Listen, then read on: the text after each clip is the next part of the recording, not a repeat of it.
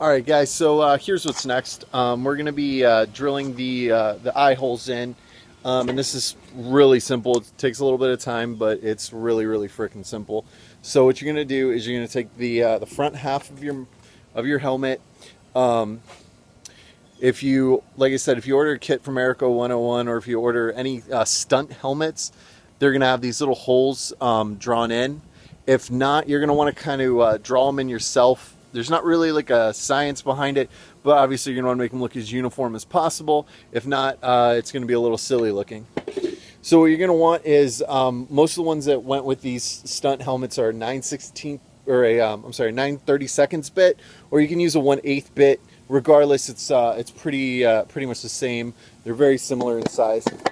All right. So this was the bit I used to bore out my holes for the hinges here. So we're going to switch it down to a smaller bit, obviously. Simple little bit. Don't kill yourself, don't stab yourself or anything stupid like that.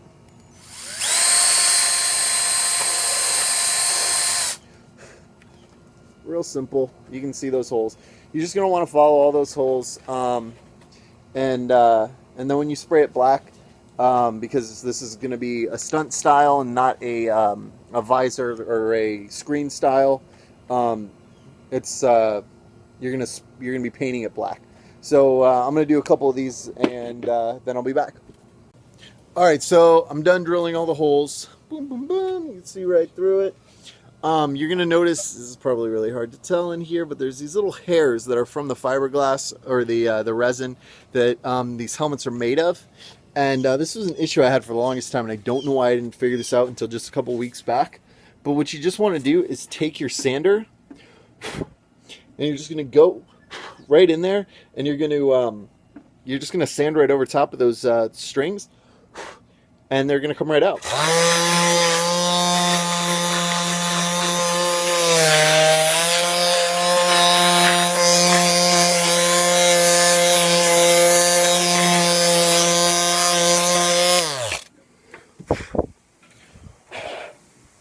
And now if you take a look, what are we doing? Now if you take a look, a lot less hairs in there. See nice and clear through it. Real easy. So next we're going to do the hinge, and that one's real easy as well. So I will show you that right up next. All right, so next up what you're going to need is the front half of your helmet, a hinge, some Bondo, patience, and one of these scraper doodle gimmick guys. All right, so of course you're going to start off with your Bondo. You're not really going to need a lot of this, but maybe about that much, not too much. Maybe about half the size of a golf ball, give or take. Then you're going to grab your Bondo hardener, adventure fun stuff. And just a little dot of that. Then we're going to mix it up until it's all one color. We should already know how to do this, because if you're making a helmet and you don't know how to use Bondo yet, you probably shouldn't be making a helmet. You definitely shouldn't be this far through the tutorial. I don't think I mean, I kind of gave you guys a heads up on how to do this, but when it comes to mixing Bondo, but like I said, it should be pretty common sense. So we're going to make sure that the hinge fits, which it definitely does. Got a little bit of room on each side, which is great, because if it's too snug, I mean, I don't really think it's going to do much damage, but it could potentially cause an issue later. You're going to kind of cake on some on one side, or on the side that's going on, which is the upside right here. And make sure it's nice and flush and even there. If you get Bondo on your hands, it's gross, but you're not going to die. It's not going to burn through your skin or anything like that. They tell you to wear gloves, but you know, I'm kind of a rebel, I guess, sometimes, and like, you know, YOLO or whatever the kids say nowadays. So make sure it stays nice and even, and you just leave it there. It's going to dry on its own time. If you want to squeeze a little more in there, you can. But It's really simple, really easy when it comes to this side of the clasp. Not saying the next side's going to be fun, but we're not doing that yet. So at least we got that off of our backs to worry about. So make sure it's nice and even and let that bad boy dry. So that's it. That's the end of this chapter.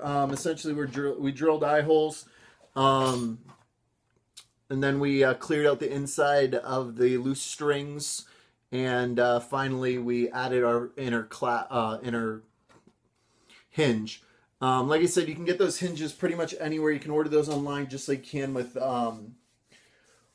the clasps, but you can go get those at a hardware store. They're not that expensive. I want to say it was $250 maybe for two of them, or maybe even less than that. And sometimes you can find them cheaper. But like I said, as long as it's long, like this one is long. It's got 3 different points on it, as opposed to some of those skinny flat ones that you might see. And the reason I don't use those personally is because I think the skinny flat ones are going to break off. I bought a kit from a guy and I fixed it, and it ended up being one of those skinny flat ones that pretty much just snapped right on him, and he couldn't figure out why. So don't buy those crappy ones. If I had it around here and I didn't throw it out, I would show you which ones not to buy. But like I said, this is the one you want. It's a nice long one. So I'm going to leave this to dry for quite a few hours. And then the next time we're going to start painting. What? So see you next time.